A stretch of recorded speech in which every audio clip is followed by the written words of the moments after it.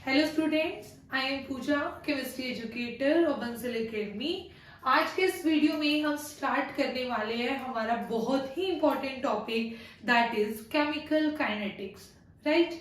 तो हर एक एग्जाम में, कोई भी हमारा टीचिंग एग्जाम हो, एक क्वेश्चन हमें इस टॉपिक से मिलता है। और ये वीडियो, ठीक है, जो हम ये यहाँ पे सीरीज करने वाले हैं, ये लेक्चर सीरीज कंप्लीट, तो उसमें से ना जो हमारे पास, अगर आपने ये वीडियोस देख ली तो आपका वो क्वेश्चन नहीं रहेगा, चाहे वो कोई भी आपका एग्जाम हो, चाहे वो पीजीटी लेक्चरर कैडर का एग्जाम हो, मास्टर कैडर का एग्जाम हो, ठीक है, अप टू पीजीटी लेवल तक आपका क्वेश्चन यहाँ से अटेम्प्ट हो जाएगा। राइट। तो स्टार्ट करते हैं केमिकल काइनेटिक्स। तो सबसे पहले क्वेश्चन ये आता है कि केमिकल काइनेटिक्स हम स्टडी ही क्यों करते हैं, है ना। कोई भी टॉपिक हम स्टडी करते हैं तो रीजन तो पता होना चाहिए कि उसका यूज क्या है हमारी लाइफ में। राइट। तो देखिए, एज अ केमिस्ट हमें क्या चीज, हमें ना सबसे पहले हम क्या करते हैं कि अगर हम कोई रिएक्शन परफॉर्म करवा रहे हैं, किन्हीं केमिकल्स को मिक्स करवा रहे हैं, तो सबसे पहली चीज तो हमें ये पता होना चाहिए कि वो रिएक्शन होगी भी या नहीं होगी, जिसे हम क्या बोलते हैं, फिजिबिलिटी ऑफ अ रिएक्शन। ठीक है, कि रिएक्शन होगी या नहीं होगी, फिजिबिलिटी ऑफ रिएक्शन। ठीक है, क्या केमिकल काइनेटिक्स हमें फिजिबिलिटी ऑफ रिएक्शन बताती है? तो आंसर है नो। ये हमें कौन सी ब्रांच बताती है केमिस्ट्री की? थर्मोडायनामिक्स। राइट। थर्मोडायनामिक्स में हम ये चीज स्टडी करते हैं कि रिएक्शन होगी या नहीं होगी। राइट। अब मान लीजिए कि हमारे पास है ना, हमें ये तो पता चल गया कि रिएक्शन हो रही है। मान लो रिएक्शन हो रही है और वो हो बहुत टाइम ले रही है, मतलब कि आप मान लो कि उसको, इस रिएक्शन को होने में, ठीक है, क्या लग रहे हैं, ठीक है, 10 डेज लग रहे हैं, 20 डेज लग रहे हैं, तो या फिर बहुत ही ज्यादा स्लो रिएक्शन हो रही है, तो क्या वो रिएक्शन हमारे किसी यूज की होगी? नहीं होगी, है ना। तो हमारे रिएक्शन वो यूज की नहीं होगी, क्योंकि क्या, ठीक है, तो हम यहाँ पे क्या, कि कोई रिएक्शन स्लो हो रही है या कोई रिएक्शन फास्ट हो रही है, तो जो रेट ऑफ रिएक्शन है, तो वो हम किस में स्टडी करते हैं? केमिकल काइनेटिक्स में, कि कोई रिएक्शन कितनी स्लो होगी, कितनी फास्ट होगी, तो वो स्टडी किया जाता है हमारी केमिकल काइनेटिक्स में। तो इस यूनिट में हम क्या स्टडी करने वाले हैं? यहाँ पर रेट ऑफ रिएक्शन। राइट। ठीक है, रेट ऑफ रिएक्शन। उसके बाद अब मान लीजिए आपने रेट भी प्रिडिक्ट कर लिया रिएक्शन का, है ना, हमें पता चल गया कि जो रिएक्शन है वो एक एप्रोप्रिएट रेट से हो रही है। ठीक है, फिर थर्ड एक्सपेक्ट क्या आती है कि उसका यील्ड कितना होगा, है ना, कि हम रिएक्शन करवा भी रहे हैं और फिर हमें अगर इसका यील्ड बहुत पुअर मिले, ठीक है, तो भी हम उस रिएक्शन को प्रेफर नहीं करते। ठीक है, अगर मान लो कि उस कंपाउंड को सिंथेसिस करने का कोई और मेथड ना हो और वो हमारे लिए क्या है, यूजफुल है, ठीक है, तब हम करते हैं, पर वो चीजें फिर क्या हो जाती है, वो मेथड एक्सपेंसिव हो जाते हैं, है ना। तो यही रीजन होता है कि कुछ केमिकल्स बहुत ज्यादा ही क्या होते हैं, एक्सपेंसिव होते हैं, है ना। तो थर्ड हमें क्या यहाँ पर प्रिडिक्ट करना होता है, yield of product, yield of product. But आज की यूनिट में हम डिस्कस करने जा रहे हैं रेट ऑफ रिएक्शन। ठीक है, तो वो हम स्टडी करते हैं अंडर केमिकल काइनेटिक्स। राइट। तो क्लियर हुआ केमिकल काइनेटिक्स में हमें क्या स्टडी करना है? केमिकल काइनेटिक्स में हम क्या स्टडी करते हैं? Rate of reaction. ठीक है, the branch of chemistry, the branch of chemistry in which, the branch of chemistry in which we deals with, in which we deals with rate of reaction, ठीक है, is known as chemical kinetics। ठीक है, वो branch chemistry की जिसमें हम rate of reaction को study करते हैं, उसे हम क्या कहते हैं? Chemical kinetics. ओके, तो चलो बात करते हैं सबसे पहले कि रेट ऑफ रिएक्शन होता क्या है। ठीक है, what do mean by the rate of reaction? तो रेट ऑफ रिएक्शन हमारे पास होगा, लिखे, rate of reaction, rate of reaction होता है, मान लीजिए हमारे पास कोई भी रिएक्शन हो रही है, ठीक है, मैंने ये रिएक्शन मान ली, ठीक है, let us consider reactant changes into product, कि जो रिएक्टेंट है वो प्रोडक्ट में चेंज हो रहे हैं, ठीक है। अब हमने मान लिया यहाँ पर इसकी इनिशियल कंसंट्रेशन क्या थी, इनिशियल कंसंट्रेशन मान लीजिए यहाँ पर इसकी 5 मोल्स थी, तो प्रोडक्ट क्या होगा, 0 होगा, ऑब्वियस ही बात है। इनिशियल कंसंट्रेशन, अभी रिएक्शन स्टार्ट नहीं हुई है, ठीक है। उसके बाद हमने कहा, ठीक है, आफ्टर 10 मिनट्स, आफ्टर 10 मिनट्स बोल दो या आफ्टर टाइम टी हम बोल सकते हैं। मान लीजिए कि यहाँ पर कितने, इसके 2 मोल्स बच गए, तो यहाँ पर इसके कितने मोल्स बन गए होंगे, 3 मोल्स प्रोडक्ट के बन चुके होंगे, ऐसे ही होगा ना। तो देखिए क्या होता है, टाइम के साथ साथ रिएक्टेंट की कंसंट्रेशन कम और प्रोडक्ट की कंसंट्रेशन क्या हो जाती है, इंक्रीज हो जाती है, ठीक है। तो उसे ही हम क्या बोलते हैं, रेट ऑफ रिएक्शन। तो देखिए रेट का मीनिंग क्या होता है, जैसे हम बोलते हैं एक्सेलरेशन, व्हाट इज एक्सेलरेशन, है ना, फिजिक्स में पढ़ते हैं ना, छोटी क्लासेस में पढ़ते हुए आए हैं, rate of change of velocity, right. तो ऐसे ही रेट ऑफ रिएक्शन क्या है कि मतलब विद रिस्पेक्ट टू टाइम, क्या with respect to time, change in concentration of reactant और product with respect to time. तो रेट ऑफ रिएक्शन हमारे पास क्या होगा, ठीक है, rate of reaction it is the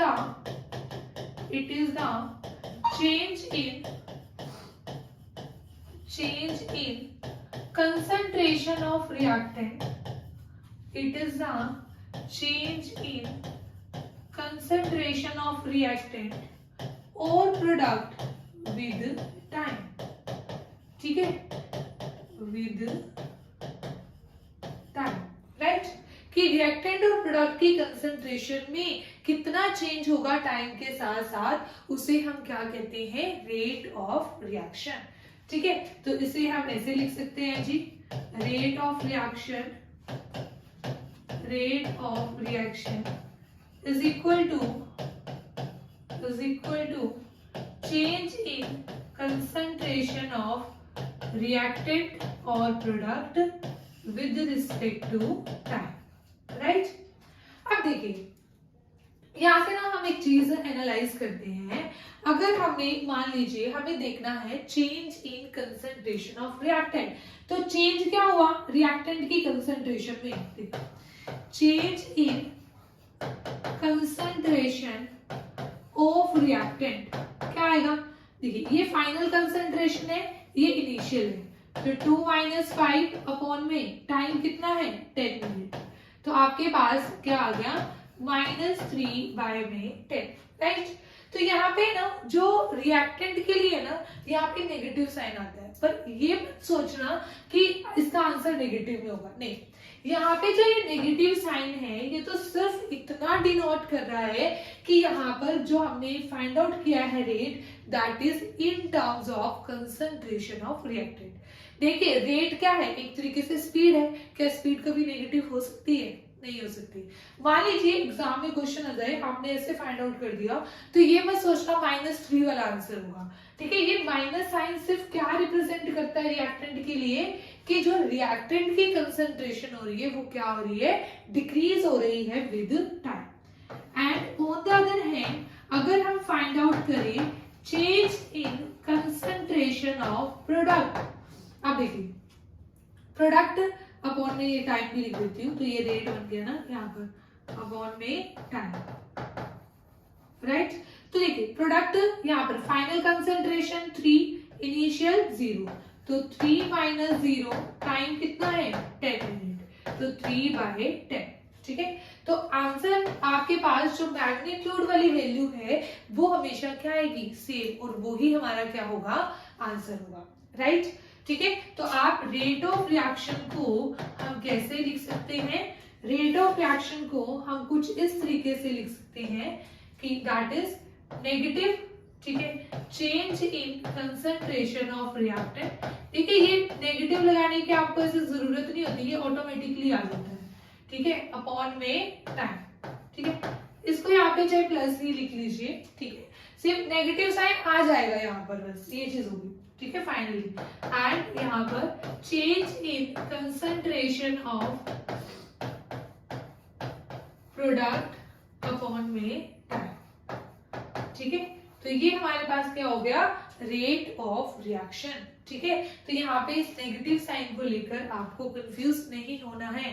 rate of reaction का आंसर हमेशा पॉजिटिव ही आएगा, क्योंकि रेट ऑफ रिएक्शन क्या है, ये एक तरीके से हमारे पास स्पीड है रिएक्शन की, ठीक है। तो स्पीड, रिएक्शन स्पीड कभी भी नेगेटिव नहीं हो सकती, right.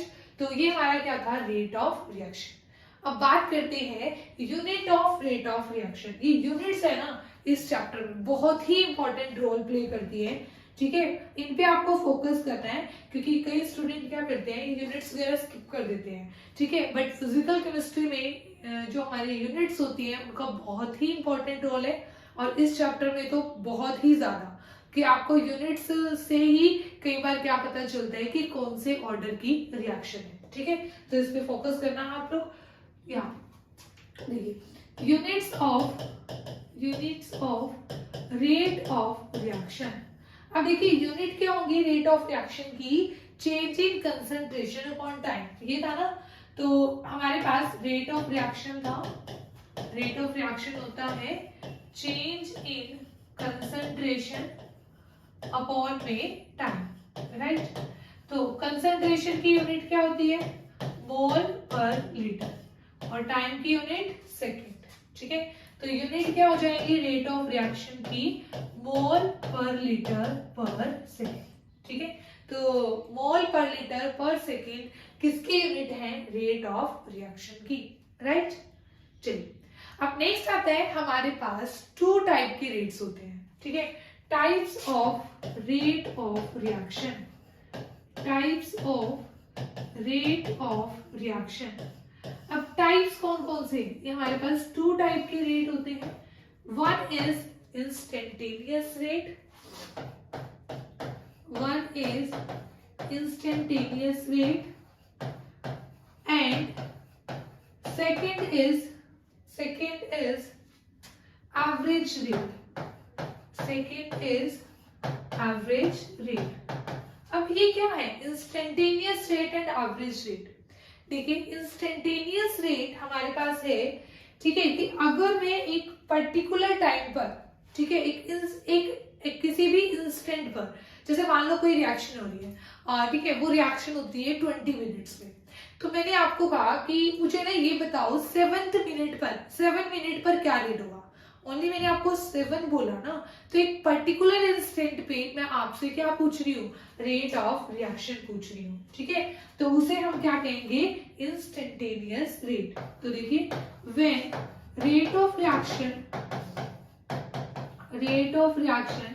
Is measured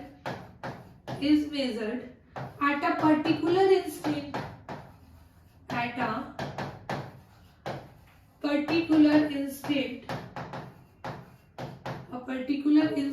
of time,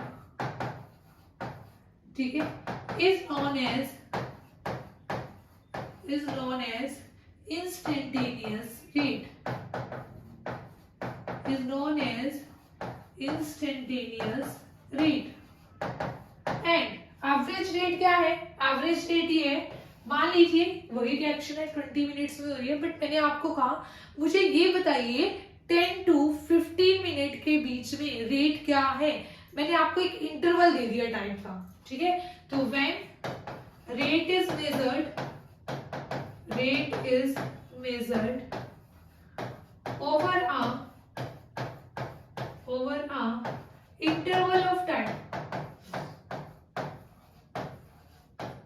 ठीक है, then it is known as average rate. देखिए ये क्वेश्चन ना बहुत ही इंपॉर्टेंट है। तो जैसे ना हमारा इंटरव्यू होता है, मान लीजिए जैसे पीजीटी के एग्जाम में आजकल ठीक है इंटरव्यू भी हो गए हैं, तो इंटरव्यू में ना ये क्वेश्चन बहुत बार पूछा जाता है, क्योंकि ना जनरली क्या हमने किया होता है कि रेट ऑफ रिएक्शन स्टडी किया होता है, बट ये types of rate of reaction हम क्या कर देते हैं, स्किप कर देते हैं। बट यही क्वेश्चन आपका है ना वहां पे, ठीक है, इंटरव्यू वगैरह में बहुत बार पूछा जाता है, ठीक है, इंस्टेंटेनियस रेट और एवरेज रेट, इसमें क्या डिफरेंस होता है, राइट।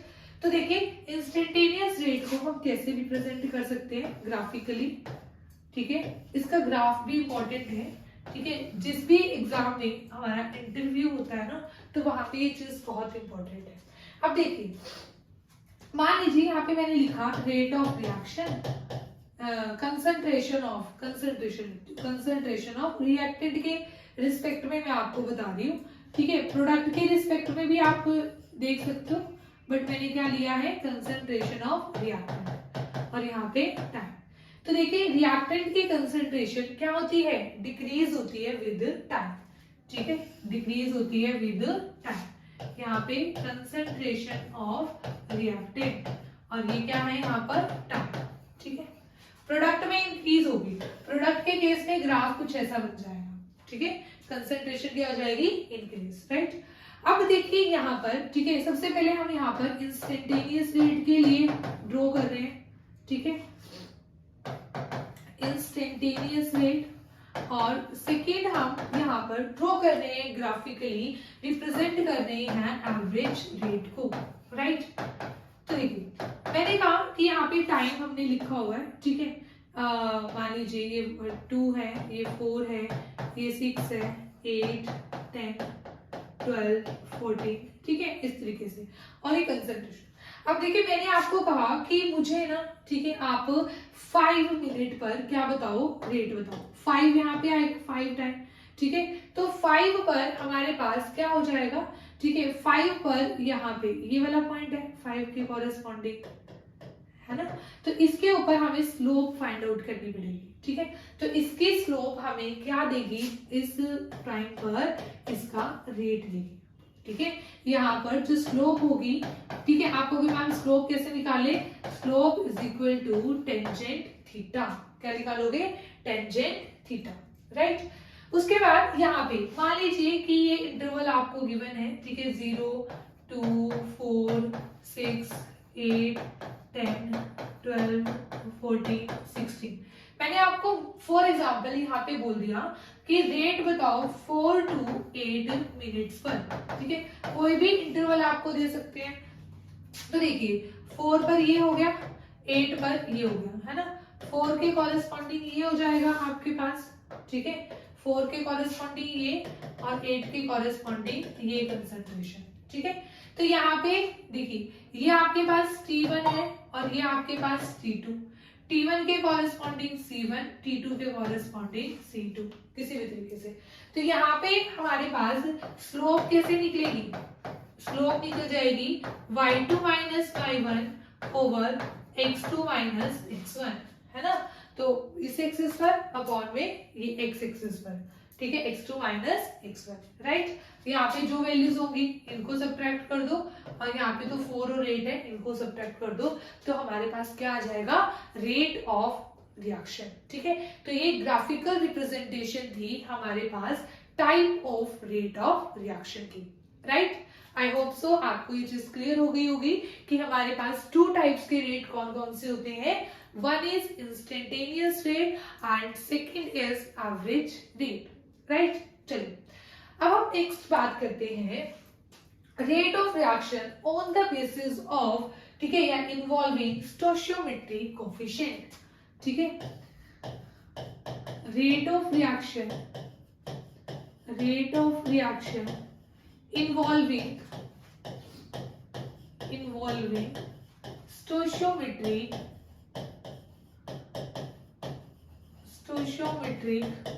coefficient,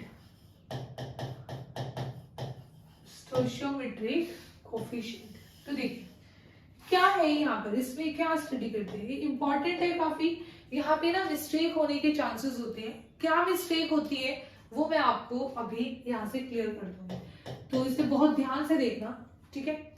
अब देखिए हमारे पास है ना, मान लीजिए कोई भी रिएक्शन है और उसमें स्टोइचियोमेट्रिक कोएफिशिएंट भी इंक्लूडेड है, ठीक है, पहले हमने मान लो इसे मान लिया, ठीक है, कि कोई यहाँ पे स्टोइचियोमेट्रिक कोएफिशिएंट नहीं है। a plus B gives c plus D, और हमें यहाँ पे रेट ऑफ रिएक्शन लिखना है, तो मैं उसे कैसे लिख सकती हूँ? देखिए, ये तो आपने सीख लिया कि रेट ऑफ रिएक्शन हम रिएक्टेंट की टर्म में भी लिख सकते हैं और प्रोडक्ट की टर्म में भी लिख सकते हैं, है ना। तो यहाँ पर अगर मैं ए की टर्म में रेट लिखना चाहूँ तो मैं ऐसे लिखूंगी, change in, D stands for change in concentration of A with respect to time. ठीक है, जो ये स्क्वायर ब्रैकेट ए है ना, इसे हम क्या रीड करते हैं? Concentration of A, right. ठीक है, अगर मैं ऐसे स्क्वायर ब्रैकेट को क्या लिखते हैं? कंसंट्रेशन, उसको रीड ऐसे करना है, इज इक्वल टू, अब बी भी हमारा रिएक्टेंट है तो माइनस साइन लगाएंगे, change in concentration of B with respect to time. ठीक है, ऐसे ही सी, पर सी हमारा क्या है? प्रोडक्ट है। अगर सी हमारा प्रोडक्ट है तो उसके लिए हम कौन सा साइन यूज करेंगे? Positive sign. ठीक है, तो change in concentration of C with respect to time, और change in concentration of D with respect to time. तो ये सारे ही क्या होंगे? Rate of reaction. ये तो सिंपल है ना। इसमें क्या स्टोइचियोमेट्रिक कोएफिशिएंट तो इंक्लूड किया नहीं, अभी करते हैं जी स्टोइचियोमेट्रिक कोएफिशिएंट इंक्लूड।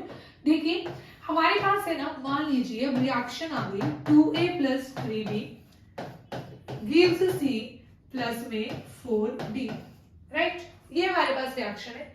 तो अब रेट ऑफ रिएक्शन कैसे लिखोगे? तो देखिए, जो हमारे पास स्टोइचियोमेट्रिक कोएफिशिएंट है ना, ठीक है, जैसे आप इसके टर्म में ऐसे लिखोगे, change in concentration of A with respect to time, with respect to time, है ना। तो यहाँ पे जो ये 2 स्टोइचियोमेट्रिक कोएफिशिएंट है ना, इससे इसको क्या कर दोगे? डिवाइड। ऐसा क्यों करते हैं? डिवाइड ही क्यों करते हैं? देखिए यहाँ पे ना इस रिएक्शन के अकॉर्डिंग ये होगा कि 2 मोल्स रिएक्ट करेंगे 3 मोल्स बी के साथ। 2 पहले जो, अगर आपने ये 1/2 नहीं लिखा तो उसका मतलब जो ये रेट आएगा ना वो 2 मोल के लिए आएगा, पर हमें रेट हमेशा 1 मोल के लिए ही निकालना है, पर मोल के लिए, उससे कभी गलती नहीं होती। तो इसलिए अगर 2 मोल्स के लिए रेट मान लो dA/dt है, इसको भूल जाओ, ठीक है, तो 1 मोल के लिए कितना हो जाएगा? 1/2, उससे डिवाइड ही करोगे ना। तो इसलिए क्या किया जाता है, जो स्टोइचियोमेट्रिक कोएफिशिएंट होता है उसको आप क्या कर देते हो? उससे उसको डिवाइड कर देते हो। तो आप इसके लिए क्या लिख सकते हो? -1/3 change in concentration of B with time.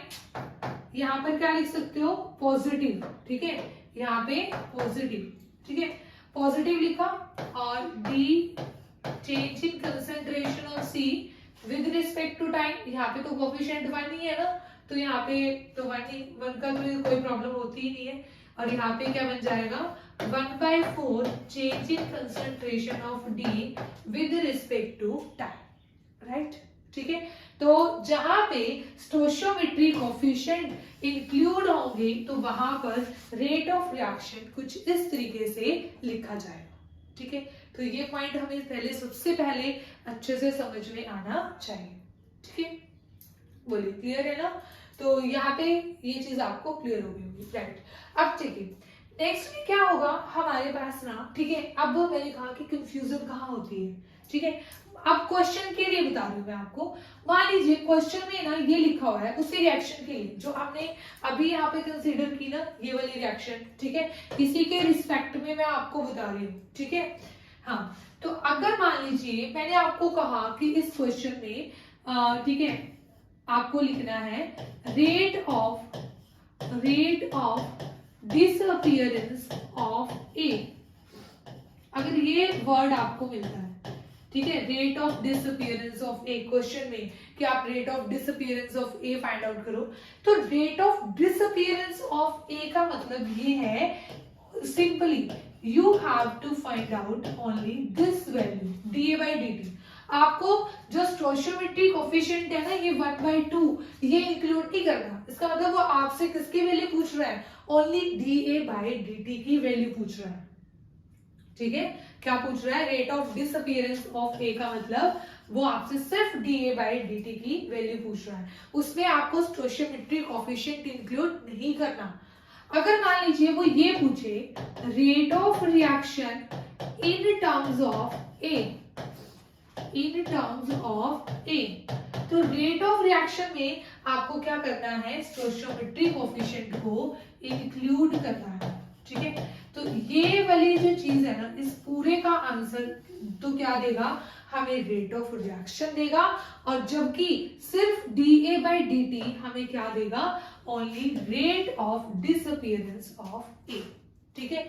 ऐसे ही सिमिलरली अगर मैं ऐसे लिखूं, rate of appearance of C, ये D, ठीक है, अपीयरेंस ऑफ C में तो देखो सेम ही है यहाँ पर, क्योंकि कोएफिशिएंट 1 है ना, तो प्लस आपको इसका मतलब सिर्फ ये निकालना है, ठीक है।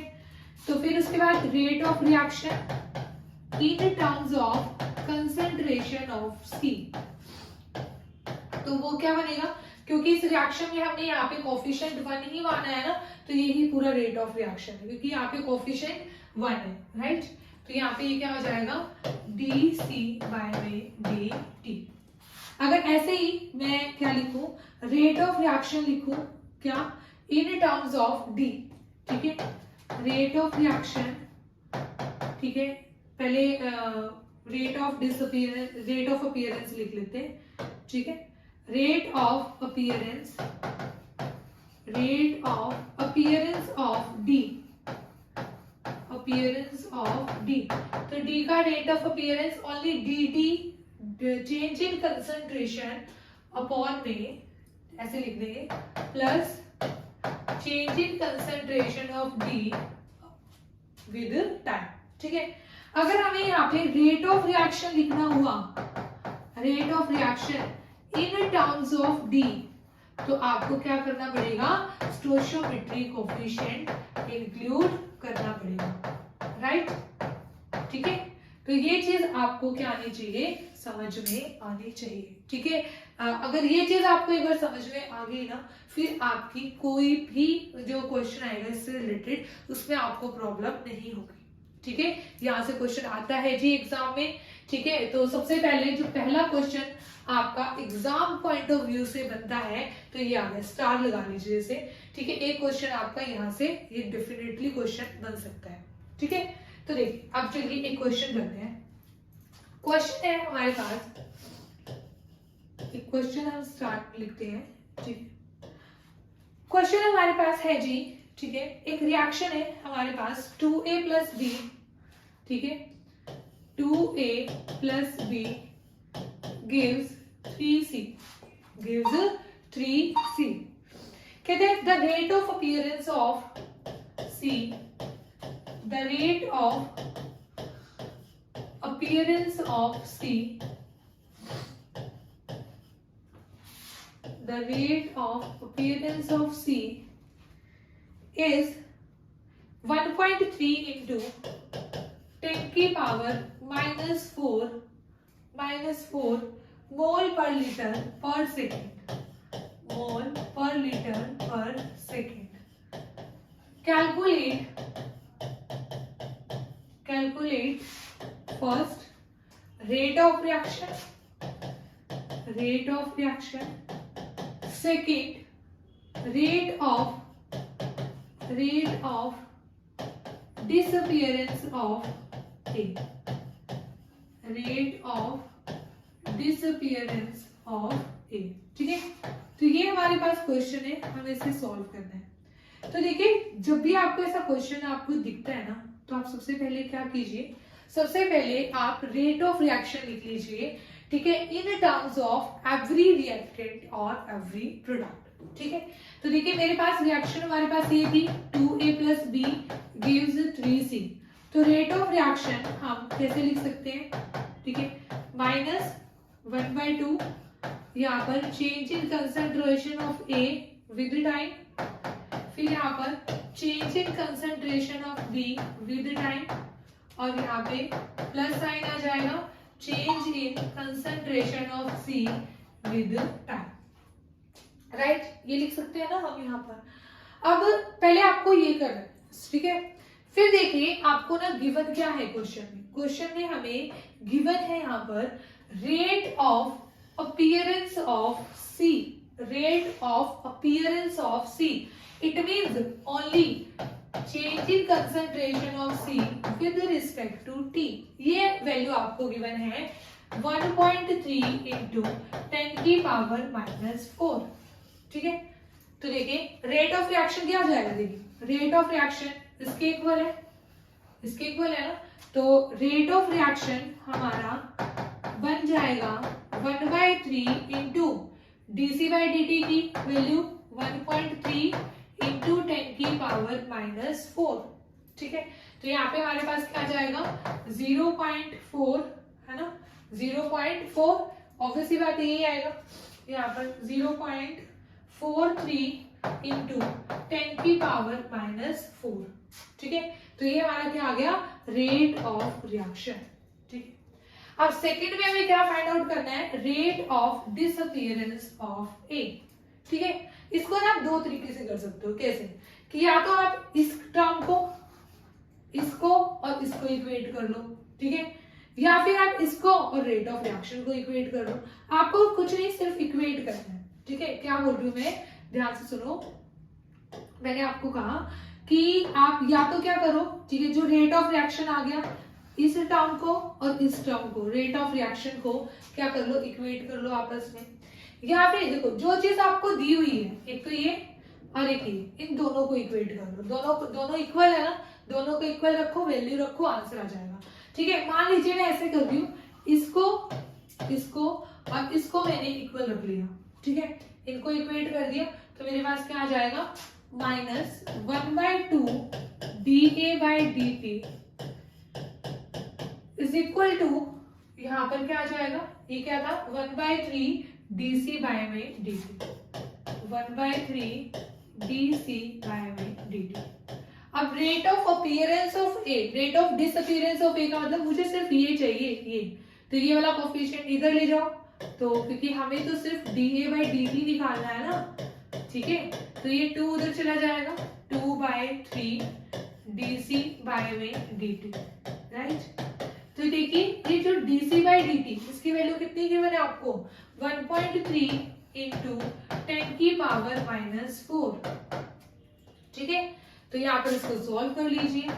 ठीक है, या तो ऐसे सॉल्व कर लो भाई आप. ठीक है, आपकी इच्छा है. ये 10 ऊपर चला जाएगा तो 10 की पावर -5 हो जाएगा. ये कितना हो गया 26/3, तो कितना आ गया जी. ठीक है, 3 8 24. ठीक है, तो पॉइंट यहाँ पर 6, 3 6 18, 2 है 8.66 आ जाएगा इंटू 10 की पावर -5. ठीक है, यहाँ पर क्या आ जाएगा मोल पर लीटर पर सेकंड. यूनिट तो यही आएगी क्योंकि रेट ही है dA/dt, ये कंसंट्रेशन है अपॉन में टाइम है. ऐसे ही रेट ऑफ रिएक्शन की यूनिट्स भी क्या होंगी मोल पर लीटर पर सेकंड. राइट, ठीक है, तो ये हमारा क्वेश्चन था. इस तरीके से आपको क्या करने हैं, इस टाइप के क्वेश्चंस को सॉल्व करना है. राइट, ठीक है, तो ये हमारा क्या हो गया. ठीक है, rate of reaction involving stoichiometry coefficient. Right, okay students, तो नेक्स्ट क्लास में ठीक है हम क्या स्टडी करेंगे, ऑर्डर एंड मॉलिक्यूलरिटी. ठीक है, बहुत ही इंपॉर्टेंट है. ठीक है, तो मिलते हैं नेक्स्ट वीडियो में. ओके.